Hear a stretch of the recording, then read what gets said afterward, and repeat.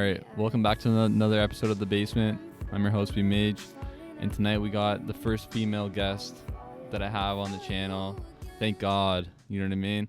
It's been our schedules have been conflicting, but we finally figured it out. We got Calypso on here. With like the first thing I always ask everyone is like where you grew up, what was your kind of like your childhood like, et cetera, just so people get like a backstory. Like in regards to just maybe like where I grew up or like with music. Just, you know what, where you grew up and stuff, and then we'll get into like how music, when music onto your life after that, or if you kind of just want to like conjoin the two, it's up to you. You know, the floor is yours. Yeah, so I grew up, I don't know, I moved a lot, but I've lived like all over Hamilton and Stony Creek area mostly. I lived in Quebec for a little bit, but that's a different story. I don't know. I went to like normal public school and stuff, but I like tried to do musical theater when I was really young. So I started pretty young with music and stuff and acting and doing classical like vocal training and stuff since I was like 7 or 8 years old. Yeah. So music was just kind of always there. Who got you into that when you're growing up? Kind of just me. Okay, I was just always singing and annoying the crap out of my family, and I was like, get me a karaoke machine, and then they did, and I was like, I want to be properly trained. So started that pretty young and then did musical theater for 4 years. Absolutely hated it. Okay, so did you want to was it like you that wanted to get into musical theater, or did someone like say like you should get into musical theater? Yeah, I think I was like, I want to do something with music, and my family was like, there's a musical theater summer camp, go do that. Who were you listening to like growing up, like to kind of get you inspired to go that route? I feel like this is really cliche for female artists, but Amy Winehouse was definitely the first, and it's so cliche, but it's true. I remember being like 6 years old, singing all her songs on a karaoke machine. She definitely made me want to make music, and Alicia Keys and Erykah Badu and all of them, definitely. Who in your family kind of introduced you to those artists, or was it just you, like on the internet and stuff? Well, like I'm talking like really young, so definitely wasn't on the internet around that age, like 6 or 7. But yeah, my mom showed me a lot of like R&B when I was really young, and then I kind of tried to find my own influences with like jazz and soul and stuff when I started getting a little older. Yeah. Okay, so when did you record like your first song? Like, do you remember? Like, were you just find record? It's all good. Was it like an iPhone type of thing where like you were, or? Yeah. So my origin story with like putting out music, like the first song I ever like put out and made, was maybe like 4 years ago. I bought a ukulele because I could not. My hands are small and I can't play guitar because I can't reach the chords. So I bought a ukulele, and I had my iPhone and I threw it in the middle of my basement because, you know, acoustics, terrible for recording, but hey. And I just recorded on voice notes, and for like an hour, just like freestyling, and I cropped it to like 2 minutes, and I put it on the internet. That was it, that was like the first, I feel like that's how a lot of people get their start, just by doing that. You know what I mean? Like, they don't even try to get noticed. They just put it online, and then like that, the rest is history. When I started with that, my idea was like, I don't think anyone's going to hear this, but if they do, I don't want it associated with me. And I don't know why. I've always had such a weird relationship with that. Like, I never wanted to be like, have my face and it be me. I just wanted to be the music originally. Okay, so you wanted more like mysterious type of. Yeah, like I wanted to be Shiloh so bad. Yeah. So I put it up. I didn't like link it to my social media. Like I didn't associate myself with it. I didn't follow anybody before making SoundCloud account. It was just I put it there and I deleted the app off my phone. I was like, it's out now. And I checked back like a month later and it had like a couple thousand, 100,000 plays. And I think it's just because like it sounded lo-fi because. And I swear I wouldn't recognize your was recorded on my iPhone. Mm-hmm. And it's just the low production. People were like, love this shit. It's lo-fi. Yeah. And ever since then, I just kept doing it. I think for a good year or two, I just kept doing that, just ukulele on my phone, and I just kept putting that out. So a lot of my SoundCloud songs are just that. It wasn't until I'd say 2 years ago that I actually recorded with like a real microphone in the studio. Okay. So the studio, like now, so that I see in your latest project, all right, it says like my bedroom, like at the bottom. Like I think that's usually where the labels go. It says like your like my bedroom. So it's like you record in your bedroom, everything. Yeah. Okay. So where do you like create the music and stuff like that? Do you find it online and then you just record over it, or what do you do? So it depends. Like sometimes, yeah, like I'll just find beats, or a lot of people in my life are producers, so they're lovely enough to send me beats all the time or work with me on something. I try to make beats sometimes. It, you know, we'll see if I ever put those out, but yeah, and then I just record on them. Sometimes like I'll try and like co-produce them and like add some shit to them and find some samples from Splice or something. How picky are you with the beats and stuff that people send you? Are you picky or like? Yeah. Yeah, because I don't write music. I freestyle everything. So Okay. yeah, I've never really sat down and written a song ever. Most of my music is like just a freestyle one take thing, because if I ever try to redo it, I just don't have the same emotion. And I think that has a lot to do with how I started making music, like with the ukulele and just freestyling and raw, right? So if I get sent a beat and I don't feel something right away and I can able to freestyle on it instantly, I know it won't work for me because I can't like sit down and write to it, you know? So I'm a little picky. I have to feel it right away or it's just not gonna work. You know what? That's interesting because like usually like you said that like people like or you freestyle the lyrics to your songs, but usually just like rappers do that. You know what I mean? Not like a R&B type of soul like artist. So it's definitely like it's refreshing to hear like you say that because usually that's all I just hear rappers say like I just go into the booth and I freestyle. No, I don't hear any like R&B like you know what I mean soul like artists like say that. Yeah, apparently it's weird. I it's like the only thing I've ever known. Like of course I've tried to sit down and write, but it just never comes out the same. Like all my like one take like shit that I just went off about has always sounded the best to me. Like even if I try and retake it, I've always liked the first take the best because it's just the most raw. Um, I'm kind of proud of my music for that reason, like lyrically and melodically, because I freestyle like the melody and the keys and everything at all at the same time. I'm doing the lyrics too, right? So I am kind of proud of my music for that reason. You should be, yeah. That's it's definitely like unique way to do things, and like I think I gotta feel like you gotta be pretty good to do it that way.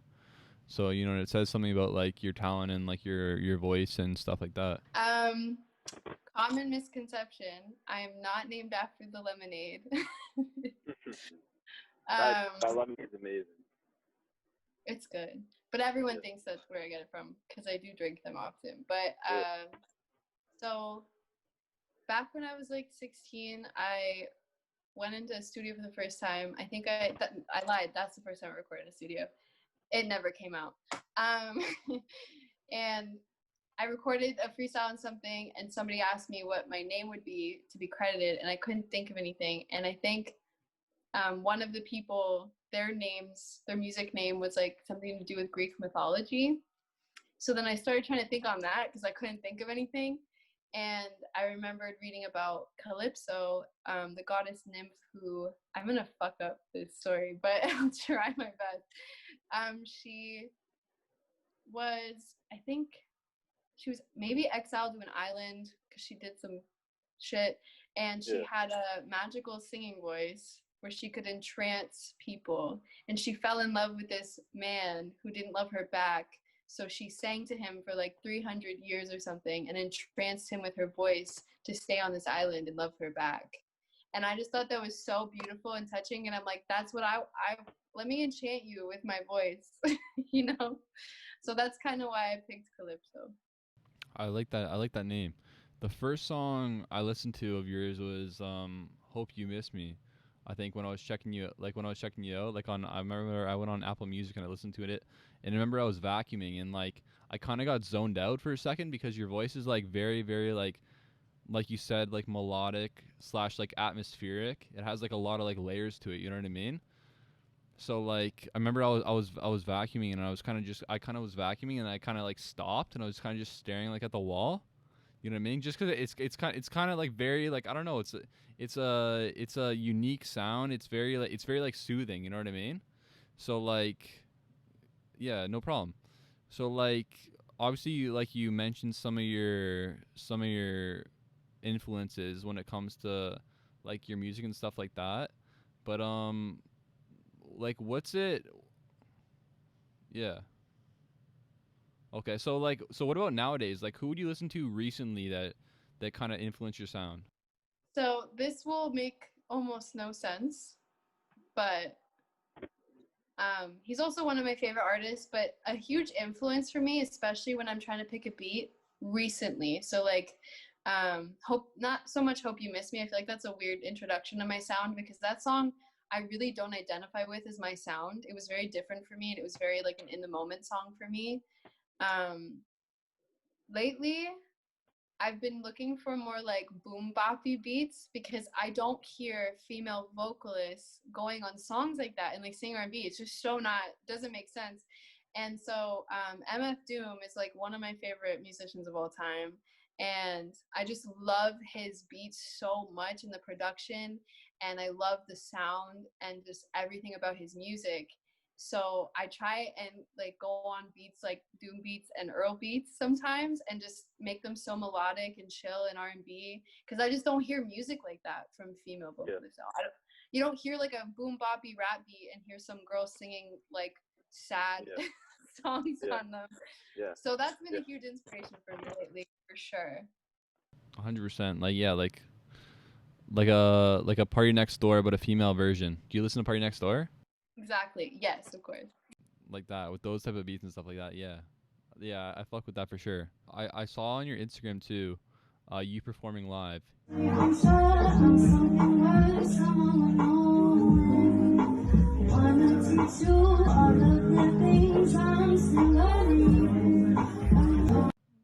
And when I was watching you perform live, like it's very like I wouldn't say strange, but sometimes like when you listen to like an artist just through like a streaming platform and listen to like a song like that, but then like when you listen to them live, it's not the same, right? They don't sound the same. But with you, you definitely sound like on like a record, like on a streaming platform. So what's it like kind of like performing live?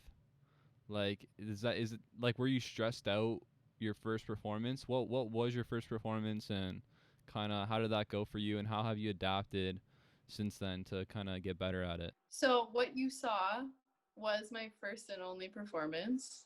Okay. That was the first time I ever performed. I was lucky enough to get asked to open for a friend of mine who's also an extremely is an extremely talented artist. His name is Paulo Leon. He's from Hamilton as well. You might know him. So yeah, back in March of this year, he asked me to open for him. So that was my first show. Unfortunately, last because then the pandemic came in about a week later. I was definitely nervous. I hadn't sang in front of anybody since the musical theater days, which were many, many years ago. It was good. I had a lot of fun. It was stressful because I had actually just landed back from Mexico like a few days before the show. I didn't have any time to prepare. The songs I performed were not mixed yet. They weren't done. And so for like 3 days before the show, I just did all-nighters and just like got them all mixed and finished. We recorded some of them entirely. It was a little stressful. I got to the venue like an hour before, and I had the idea. I was at work that day, and I got off at like 4 or something, and the show was at 8. And I got the idea that, I don't know if you know who Pink Sweats is, but he's done a... Sounds familiar. Is he from Hamilton? No. Okay. He's very famous.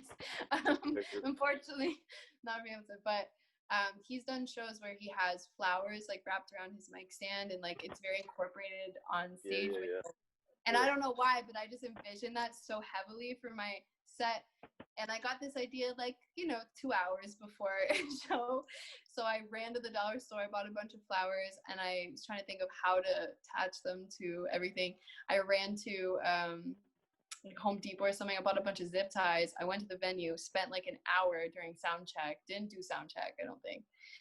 Spent the whole time zip tying vines of fake flowers to like the mic stand and a bench. Just to have it, because I didn't want to glue it, 'cause it's on my equipment, and I'm like, zip ties, and I'm just some crazy weird girl in the green room just with like zip ties everywhere. So that was really stressful. I was just like, to the minute, like as soon as I was about to go on, I just pulled the last zip tie, and it was great. I didn't expect to be so well received. It was really fun. I am so blind. I need glasses. So before I got on stage, I took them off to help with the stage fright, because I couldn't see anybody in the crowd at all. Okay. So I was just vibing, couldn't see, I was alone, That's a smart tactic right there, like taking the glasses off. Yeah. Exactly. Like right now. Okay, cool. So did you get a couple drinks in you too? Was that another like tactic of kind of like just chilling out, calming down, or no? At the show? No. Yeah. I think my mother was there. Yeah. So you had to behave yourself. The most innocent, sweetest woman ever. And like as they call my name and I'm walking onto stage, she hands me a shot. So, go get him, and gave me a shot of tequila. I think my dad wanted to do that as well, but yeah, it helped for sure. So the Not About You EP, right? I listened to that yesterday. You again. Yes, I know we're just friends, but I keep on falling. And like it compared to your old work, it's definitely a lot more like complex, and I think like the main thing is with you, at least that I noticed with like all the songs, was like how many layers they're on. So like you say like the same kind of like verse or the same sentence multiple times, but just kind of different ways, right? So it kind of adds to like the sound of the song and stuff like that. Like where did you like kind of think of that kind of style or kind of aspect of your music? Because I feel like it kind of brings it to like another place, you know what I mean, like another level. I can't really tell you it's intentional. Yeah. It's just something, okay, so it's just something that you think sounds good. No, it's like I don't think about it. I know this sounds like bullshit, but when I freestyle, I genuinely like I sometimes it just comes out, but like usually I sit and I pick a beat or whatever, and then I'll think of a topic or a person or like an experience or a feeling, and I'll just try and hold that in my mind, and I close my eyes and I just press record and I kind of black out. Like I just, whatever comes out of me, and then I stop recording and I'll play it back and I'll be like, dope, that sounds great, and I just record harmonies on it, and then that's it. It wasn't until I got the whole, like all the songs on the EP mix and everything, and I was trying to figure out like a track order, that I noticed that all of them have that layering that you're referring to. Yeah. So I can't really tell you why. Yeah. I was gonna say it's very like prominent, even with like the other songs that I listened to even before like your EP, like you have that like layering kind of. Cliche. I don't know if you listen to Cliche. I guess that one's kind of like that as well. Yeah, I listened to like every single one that was on Apple Music. So, but like yeah, like it's definitely like a prominent kind of theme. But like I said, I think it makes it sound better. Oh, well, that's good. I hope so. What? What's your favorite song off the EP? Off the EP? Yeah, it just came out. Oh yeah, it's called Not About You. Go stream that. It's Got to. It's I'd say Voodoo Doll, mostly Okay. because That's the last song on the album or the EP. it is, yeah. I originally wanted to drop that as a single, Yeah. but I felt like it flowed, and it's part of the story of those songs to me.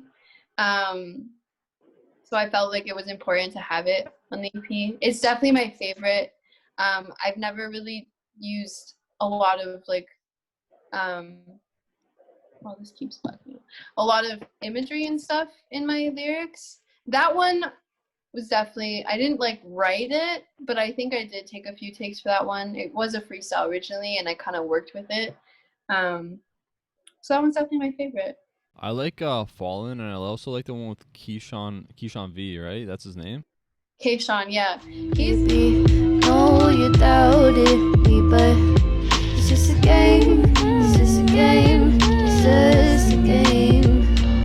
Listen. Baby, what you want? Yeah, what you want from me? I told you things I ain't really told nobody. Nobody.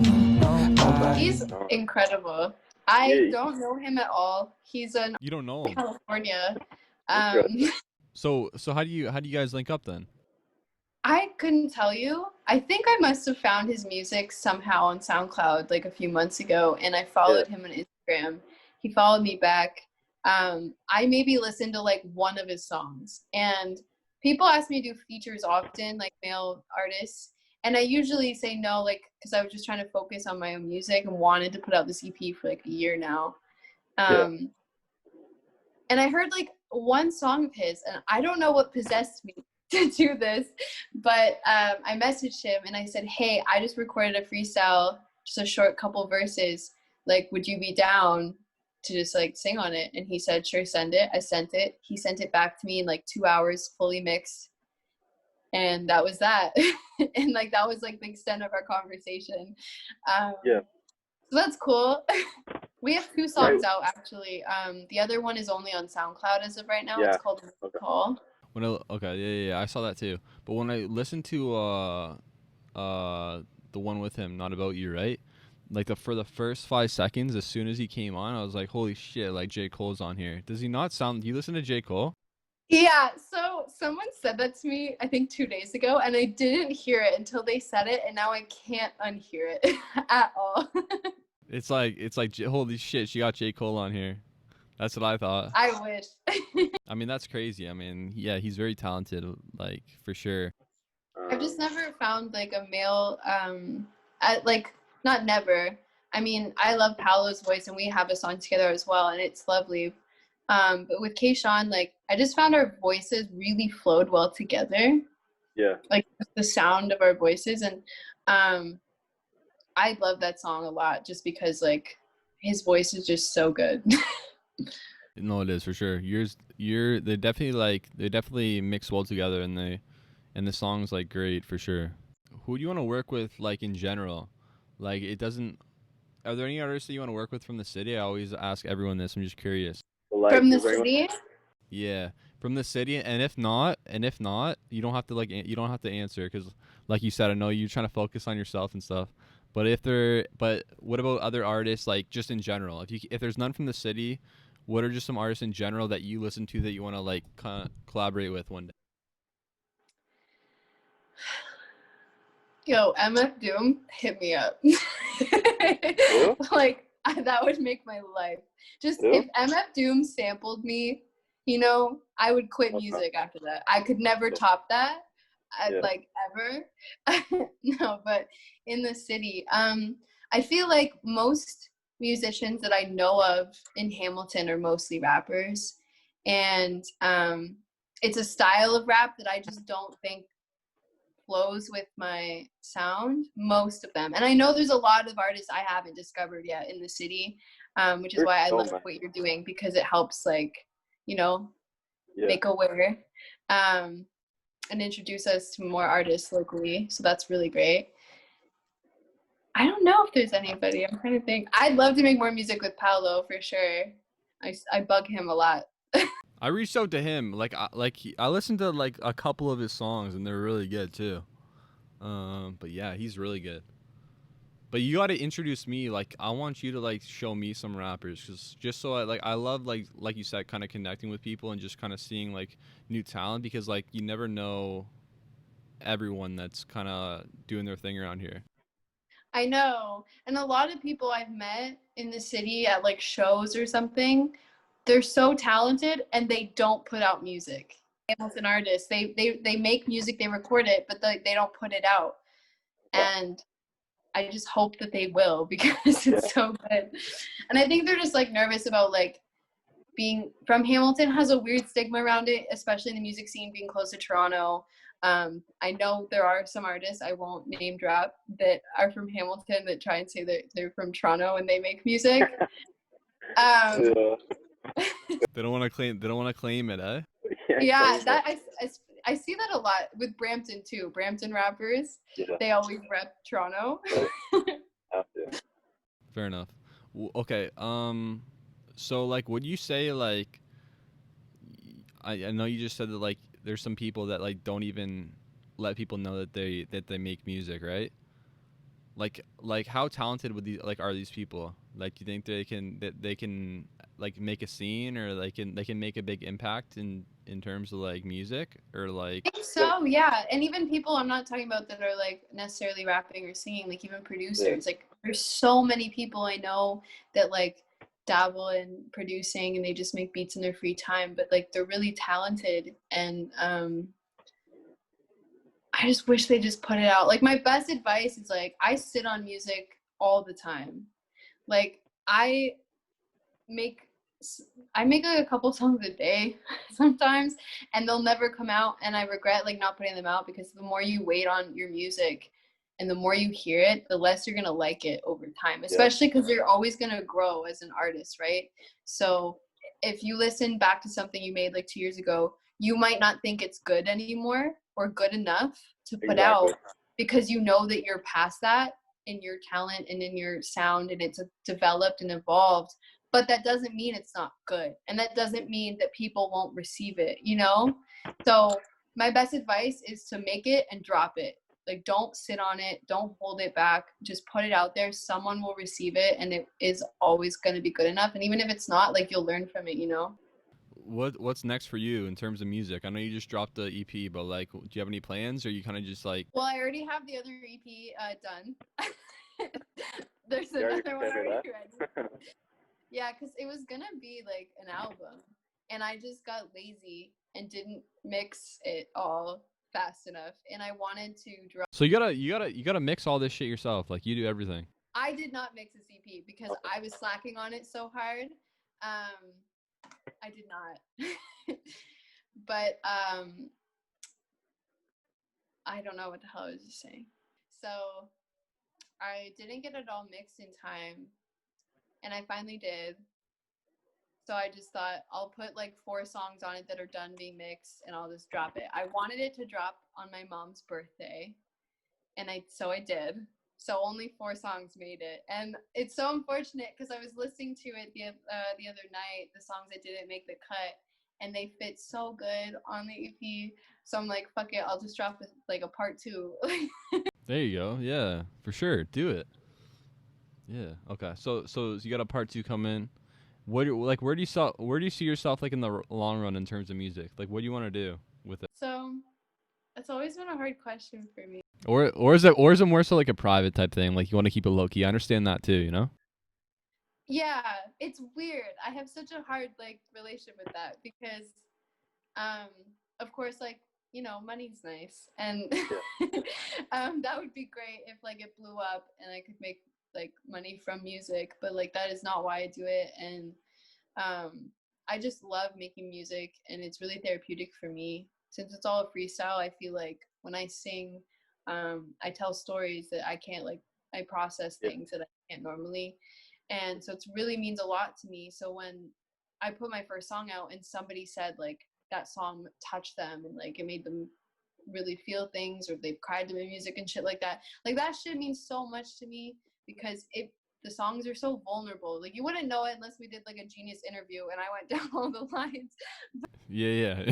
Yeah. They do mean a lot to me. So just being like receptive that way and knowing that it touched somebody else and it might help them process something, or they can feel something from my music. Like, that's why I make music, and that's what I want to keep doing. And I just want to touch as many people as I can that way.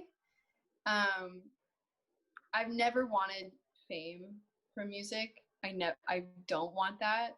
I'm not saying I'll ever get that, but like, that's just never something I've really ever strived for, which is why I originally wanted to make music anonymously, which is kind of conflicting because I still want it to touch as many people as possible, but I don't care about like numbers, and I don't care about any of that. If a song gets like 10 plays and it's like 5 of them are the same person, that means the world to me. Yeah. That's good enough for me. I think that's what it should be about. You know what I mean? Definitely, like that's like the intention it should be behind it. I don't think you want to be making music and you're trying to make it just to fucking blow up and get a song with Drake. You know what I mean? I don't think that's like the. That'd be cool. Yeah. I think you should make it just because like you like to make it, and like you enjoy making music, and like you want to touch people like around you. You know? Is there anything else you want to talk about? I don't know. I feel like I don't really do this, but like I'm gonna start doing this because like sometimes I feel like I miss stuff where people want to talk about things. So I'm gonna start flipping it on them. Like, okay, so like, is there anything that you want to talk about now? That is a good thing to do though, in case like there's another thing they want to plug or like.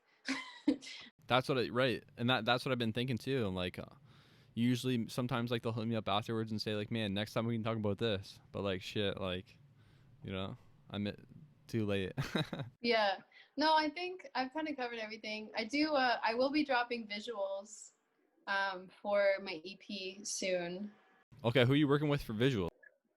Oh, see, thank you for asking then. Okay, I wanted to plug this girl because, man, so, oh fuck, I wish I like had her Instagram written out in front of me. I'll put it just like I'll send it to you, and yeah. Okay, so my cover art. Oh yeah, the cover art. I thought the cover art was fucking nice for sure. Yeah. It's all to do with this amazing person in my life. Her name. Okay, cool. So she shoots videos and she does photography. So she's originally just a really talented photographer, and we were shooting for my cover art, which was incredible. I think we did 2 days of shooting, maybe like 4 to 6 hours both days. We went to a couple different locations. We did lots of different vibes of shooting. If you go to my Instagram, any of the most recent shots, all the different sets and everything, it was all for my cover art, because we just didn't know what I didn't know what I wanted.